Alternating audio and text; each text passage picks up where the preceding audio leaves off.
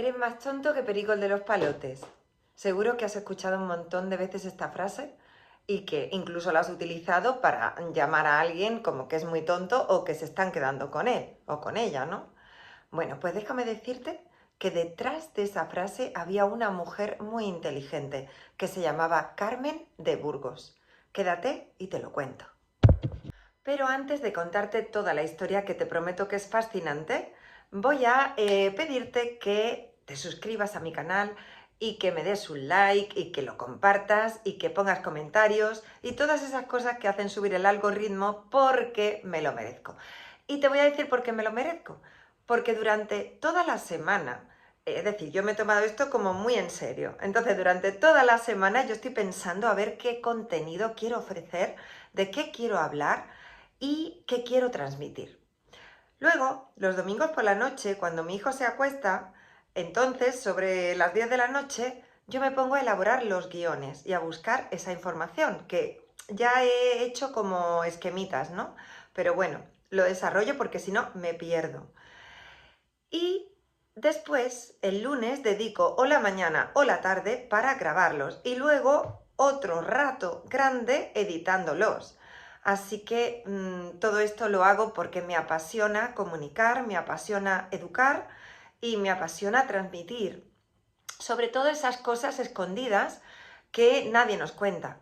Así que, bueno, pues estoy para eso, ¿no? Pero por eso creo que me merezco que me des un like y dos y que lo compartas a todos tus amigos y amigas. Gracias. Bueno, pues nos remontamos ya al siglo XVII, cuando el señor Covarrubias, Sebastián de Covarrubias, elabora el primer diccionario de español.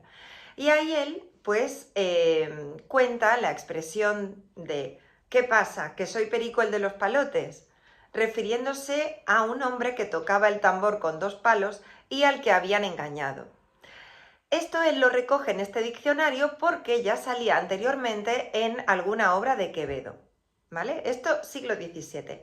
Pero después se vuelve a nombrar, después del siglo XIX, cuando Luis de Larra y Mauricio Gullón sacaron la obra de teatro Perico, el de los palotes. Todo esto hasta aquí, ¿vale? Pero no era tan popular hasta que llega nuestra heroína de hoy, una mujer que me ha fascinado, cuanto más iba leyendo sobre ella, más alucinaba, y que es Carmen de Burgos. La he elegido porque estaba buscando una comunicadora que viniera en consonancia con la línea de comunicación no violenta, de vídeos, los vídeos que he hecho de cómo comunicarte con tu pareja, etc. Y entonces quería señalar una mujer en la historia que estuviera, digamos, en este gremio. Y entonces me aparece esta mujer de la que yo había oído ya un poco hablar, pero investigando, bueno, pues os cuento. Total, esta mujer ha tenido sus libros y obras prohibidas desde la época de Franco porque su único pecado era que decía cosas que no podía decir una mujer, solo por el hecho de ser mujer, evidentemente, y también porque señalaba desigualdades sociales. Por eso no nos ha llegado nada hasta ahora y también porque la información y los referentes que seguimos estudiando en las escuelas e institutos son siempre los mismos, es decir, hombres y dos o tres mujeres, Madame Curie, Rosalía de Castro y poco más, cuando la historia está llena de mujeres célebres y que han aportado muchísimo a nuestra sociedad. Bueno, pues vamos con Carmen de Burgos. Esta mujer nace en 1904 en Rodalquilar, un pueblo precioso de Almería que os recomiendo, que de verdad es súper bonito. Bueno, ella era la mayor de 10 hermanos y sus padres pues eran gente pudiente. Tenían tierras, tenían minas e incluso su padre fue nombrado vicecónsul de Portugal en España. Gracias a esos padres maravillosos, y sobre todo pongo en valor aquí al señor padre, porque le permitió estudiar al mismo nivel que sus hijos varones. Señalo al padre porque si el padre no hubiera querido, esta mujer no estudia. Aunque la madre pues lo hubiese querido y lo hubiese fomentado. pero sin el permiso del padre no había nada que hacer.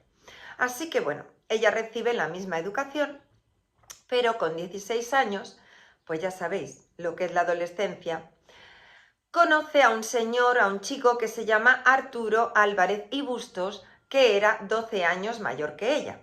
Este chico pues era bohemio, era escritor, era el hijo del gobernador civil de Almería y tenía la imprenta donde se hacía el principal periódico de la capital.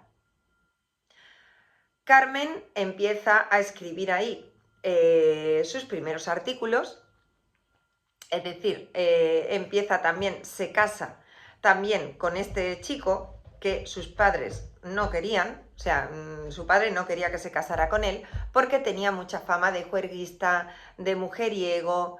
Pero bueno, ya sabéis el cuento que nos meten, y que cuando somos adolescentes, pues muchas vamos a el cuento de la Bella y la Bestia, a rescatar, porque por amor va a cambiar y por mí va a cambiar. Bueno, pues total, que esta mujer estaba sufriendo un verdadero calvario con su marido, porque era un maltratador, un borracho, un alcohólico, un infiel, no aceptaba ninguna responsabilidad, un viva la pepa, vamos. Total, que a la vez que está viviendo esta situación de maltrato con su marido y de tener 3 hijos que se le mueren, o sea, imaginaos el dolor, pues a la misma vez esta mujer, que en 1901 se había muerto su hijo Arturo con solo 8 añitos, con este dolor, con un marido que le pegaba, la maltrataba psicológicamente, pues Carmen se saca su título de maestra y sus oposiciones y decide separarse de su marido, en esa época no se podía divorciar, aunque fuera un borracho maltratador y te majara palo, no se podía hacer. Pero ella coge a su única niña superviviente, su niña de 6 añitos, y coge y se va a vivir con su tío, el senador Agustín de Burgos y Cañizares. Esta historia no sale bien porque ella, que era una mujer muy guapa, lo podéis ver, y él, que pues era... pues es que no sé cómo llamarle, pero la historia fue que se propasó con ella, o sea, un señor sin moral, porque vamos, viene tu sobrina y lo que se te ocurre es meterle mano, encima tu sobrina que viene a pedirte ayuda, pues muy mal, senador, muy mal. Así que ella sale de allí por patas. Entonces, ella que quería que su niña fuera libre y pudiera estudiar, pues dice, yo tengo que dar ejemplo. Y entonces se va a vivir sola y se pone a darle clase con su título de maestra a las niñas pobres en el Colegio Santa Teresa. Bueno, total, que luego consigue plaza en el Colegio Nacional de Sordomudos y Ciegos. Pero como un sueldo no da para vivir, pues la mujer se quedaba de noche hasta las tantas escribiendo en publicaciones de moda, de arte, de religión.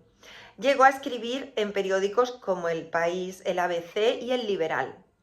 Y en 1903, todo esto, fijaos, o sea, lo que esta mujer, es que yo alucinaba, porque digo, madre mía.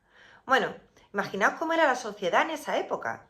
Pues nada, ella en 1903 hace por primera vez en la historia de España, una columna para mujeres.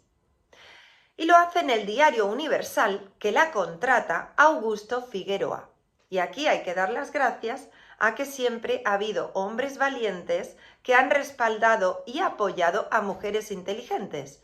Bueno, pues este señor Figueroa le da este empleo y ella se convierte en la primera periodista profesional española.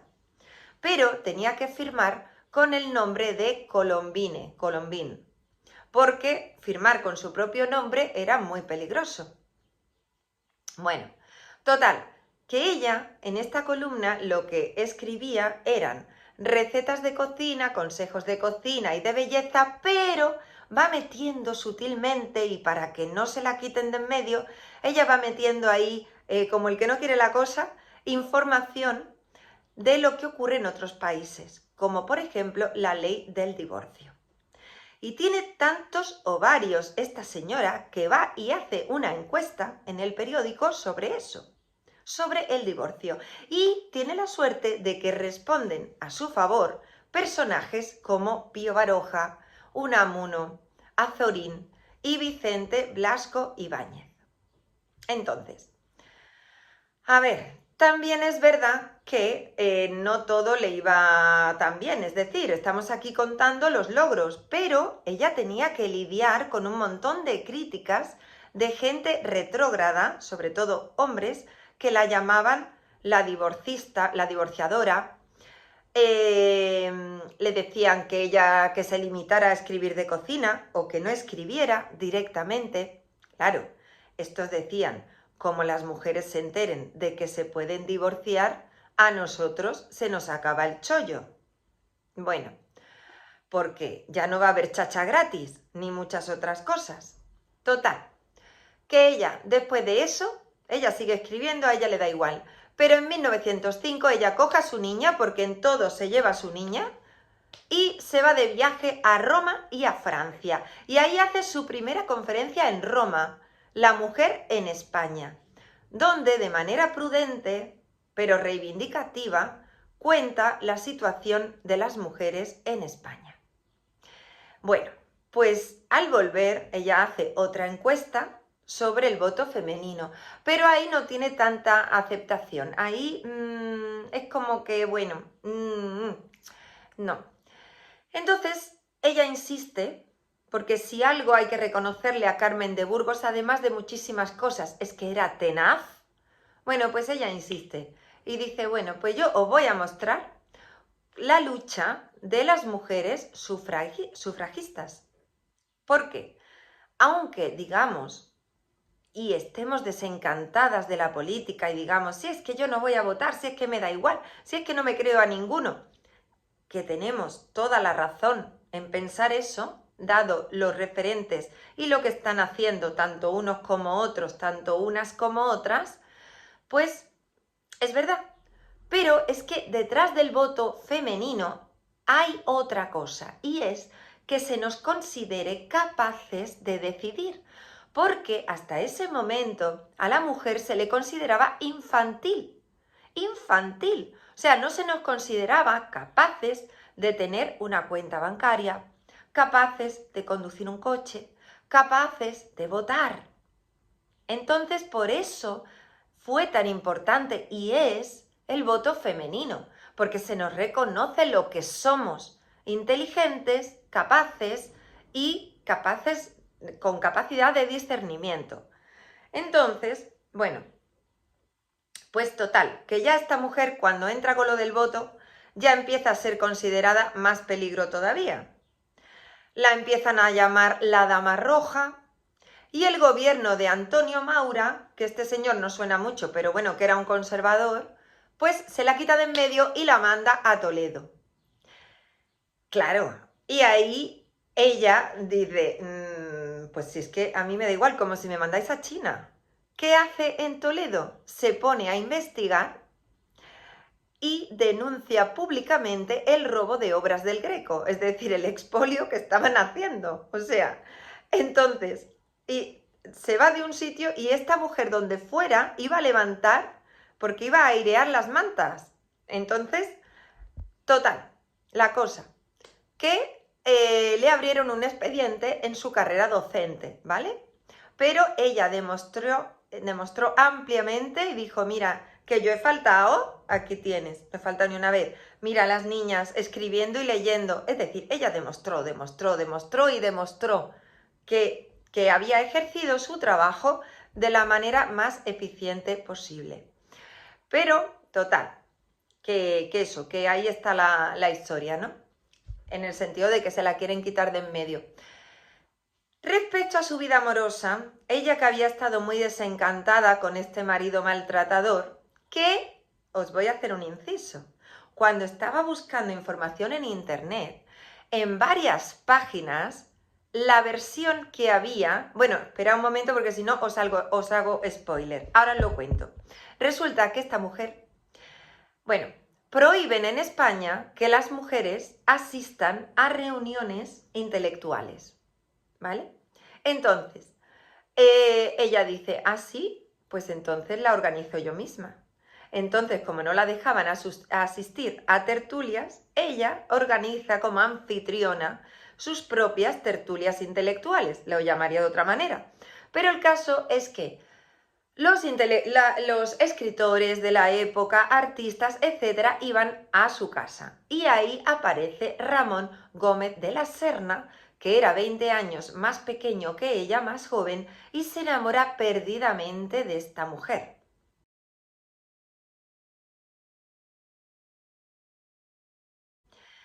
Ella en esta época ya había publicado su obra Cuentos de Colombín, que se había traducido al inglés y al francés. Y ahora vuelvo a lo de la chicha esta de Amorosa, porque esto siempre da mucho salseo, que resulta que cuando estaba buscando información sobre esta mujer, pues cuando cuentan la historia del marido, la versión de algunas páginas es que su marido murió en la tristeza porque ella le había abandonado para irse con otro hombre 20 años más joven.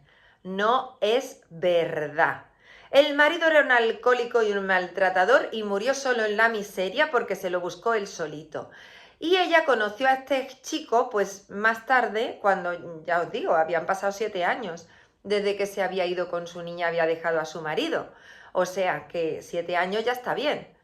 Y tenía todo el derecho a estar con quien le diera la gana. Pero fijaos cómo la historia transforma y de nuevo nos coloca a la mujer en el papel de la mala. Pues no, señor. Y aquí estoy yo para decirlo. No, señor. Carmen de Burgos no hizo eso. Total, que esta mujer, aparte de escribir los cuentos de Colombín, empieza a traducir también obras de gran impacto, que yo cuando leía esto es que alucinaba, como por ejemplo, La inferioridad mental de la mujer, que el polémico psiquiatra, yo no diría el polémico psiquiatra, yo diría el misógino psiquiatra alemán Paul Julius Moebius, pues había escrito. Entonces ella le confronta en esa traducción. También arregla manuales prácticos de éxito en el extranjero, como por ejemplo La mujer en el hogar, El arte de vivir, Nuevos modelos de cartas o ¿Quiere usted ser amada? A todo le imprime un aire culto y ameno, porque aunque hay colegas que se burlan de ella y le dicen esta es una gorda que solo escribe recetas de cocina, que no es verdad, era una mujer guapísima.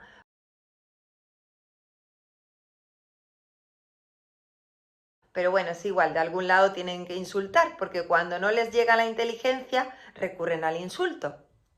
Total, que entonces, esta mujer, en 1909, fijaos de qué fecha os hablo, en 1909, coge a su niña y coge a su hermana, porque dice para que me cuide la niña, porque ella se va a Melilla, porque estaba la guerra de África, y se convierte en la primera mujer corresponsal de guerra. Y allí empieza a contar lo que verdaderamente está pasando en África.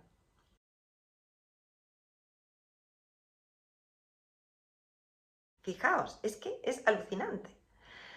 Después se va a Luxemburgo, a Bélgica y a Holanda, conoce a Rubén Darío y saca un nuevo libro de viajes en 1912. En 1921 lidera la primera manifestación feminista frente al Congreso de los Diputados para que la mujer pudiera votar y ser votada, algo muy importante también. Súper. Pero esto no se consiguió hasta 10 años después con la valiente actuación de Clara Campoamor, que os sonará un poquito más. Pero vamos, que antes que Clara Campoamor, es decir, la que empezó a abrir camino, fue Carmen de Burgos.